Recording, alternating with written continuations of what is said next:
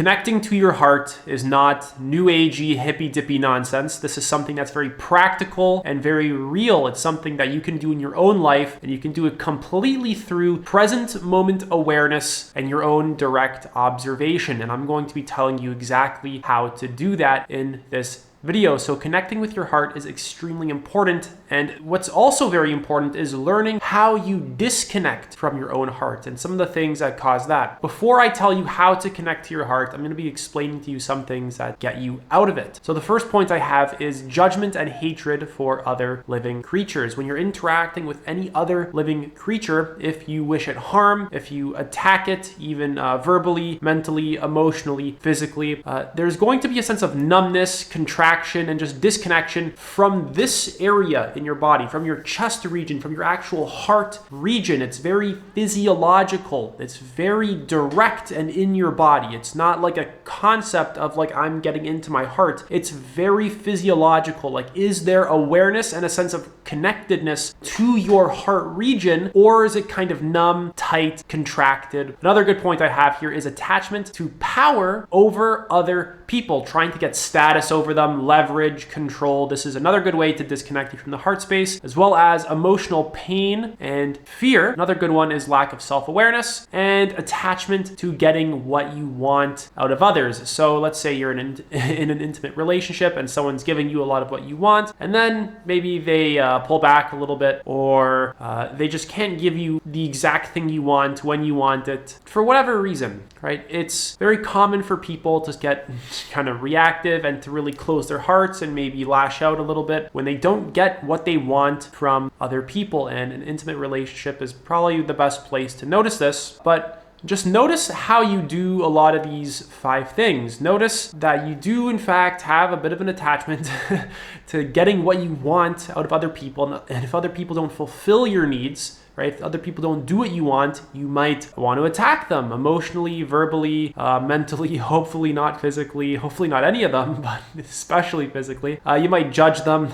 Notice that you do actually desire status and power over other people. Notice that, yeah, you have fears and emotional pain, most likely, that blocks you from fully connecting to your heart. And notice just an overall lack of self-awareness over the dynamics that keep you from connecting to your own heart. Notice that there's certain things you do that disconnect you from it, right? This is really important to recognize because it's something that you do. It's something that you're proactively engaging in. It's not like something that's out of your control. It's something that you're creating. You're choosing these things for yourself, and you're ending up with an emotional result that doesn't feel very good. So how do you actually connect to your heart? The first point I have is mindfulness meditation and body scanning. You want to actually just bring awareness and your attention into your heart region and just feel it. Really feel the details of your heart. Feel the details of the sensations, the emotions, the contractions, the openings. Notice that there's a lot going on in your heart region. If it's numb, notice that and just keep feeling it until it's less and less numb. But notice that there's actually stuff going on inside your body. It's not just like your body's a dumb hunk of meat. That's a very unintelligent way of viewing your emotions and sensations and your body. Your body's actually highly intelligent. It's constantly giving you signals. You just have to learn how to listen to it. And if you don't practice listening to it, you're going to suck at listening to it. So you're going to want to start practicing that one. So you want to bring attention into your body, and you want to actually learn how to listen to it. Bring it into your heart and actually feel whether it's open, numb, contracted, closed, right? Feel if there's pain in there. The next one I have is journaling. This is a really powerful way. You can just journal down your thoughts, your feelings. You basically want to just pour your inner world onto a piece of paper. Self-compassion exercises are very good as well. Notice that when you attack yourself, your own heart closes as well. When you actually, let's say, make a mistake of any kind and you say like, oh, I'm so stupid or something like that, any form of self-attack, your heart actually closes, right? So there's usually some sort of mistake you made or error of some kind you made, something you did that you didn't like. And then on top of that sort of layer of maybe unsatisfaction or like not wanting reality to be the way it currently is. You add a layer of attack and resistance on top of that initial layer, and that basically creates a lot more pain.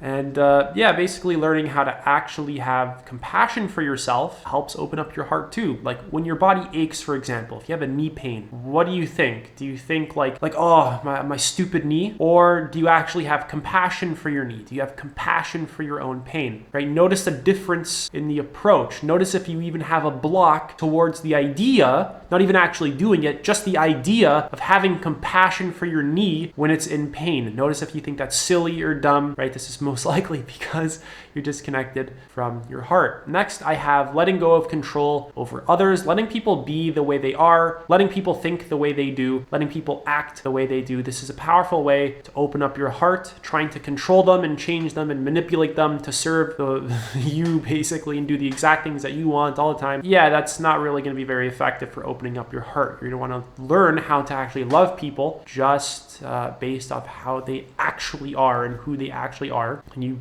kind of want them to actually have a sense of autonomy, a sense of freedom in their own life, and you want to learn how to love them for that, whether or not that serves you or not. So there's a selfless component when it comes to getting into your own heart. The next one I have is creative expression. This can be anything. This doesn't just have to be painting or making music. This can be basically how you live your life, like authentically expressing yourself, actually sharing yourself with the world. Like this is my art. I make videos. I like psychology and philosophy and consciousness and self-actualization. So you don't have to do like a formal painting or music. Creativity is you. You're constantly creating. Your thoughts are something you're constantly creating. The actions you do, you're constantly shaping things up. Creative expression is a powerful way to actually get into your heart. And you basically want to find creative outlets that work with you. They can be painting or music, but they're not limited to just like a standard form of art. Find something that actually works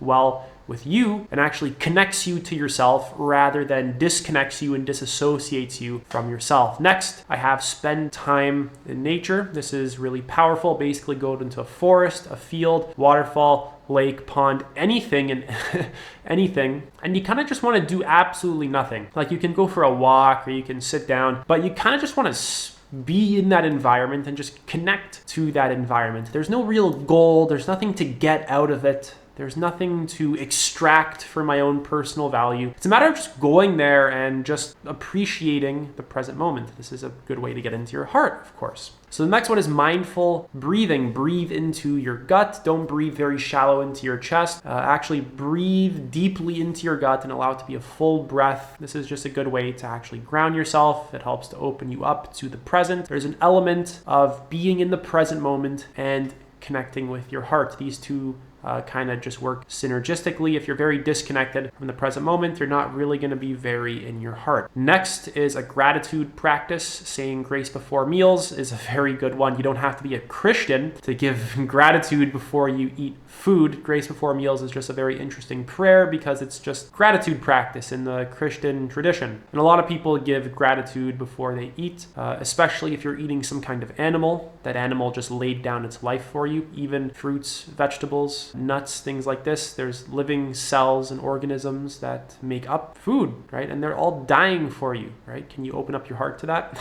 Basically, any form of gratitude practice, being grateful for your intimate partner, your friendships, the fact that you can even see out of your eyes the food you eat, and actually making more of a routine out of it. You don't force yourself to do it, but it has to come from you. It has to be pretty genuine, but you also do kind of want to practice it every day. Like just set aside like 5 minutes to find like 3 things that you're actually genuinely grateful for. Maybe it's the chair you sit on. Maybe it's the fact that your legs work and you can walk. Basically, any form of gratitude practice is amazing. You don't have to do grace before meals. That's just an interesting example that came up off the top of my head. The next one is therapeutic support. So one-to-one coaching, therapy as well are very good. Basically, if you can connect with another human being who is very in their heart, this is going to automatically kind of just transfer onto you, and it's going to help you quite a lot. This is going to be a major shortcut in this process if you can actually interact with people who are very in their heart, and they can guide you to being more in your heart. The next one I have is mindful listening. So when people are talking, notice if you're just waiting to speak versus mindfully listening. There's a huge difference here when someone's talking, if you're just waiting to say the next thing versus if you're actually there and you're comprehending the meaning of what they're saying, plus the emotional tone of what they're saying and their body language. Like you're actually there fully listening to the entirety of their being, not just like the concept that they're trying to give to you, but like the whole tone of how they're expressing themselves to you. So these are all basically extremely powerful ways to connect to your heart, as well as some ways that you disconnect from your heart. That's it for this video. I'm doing one-to-one coaching. You can book a free call. Link is in the description. Take it easy.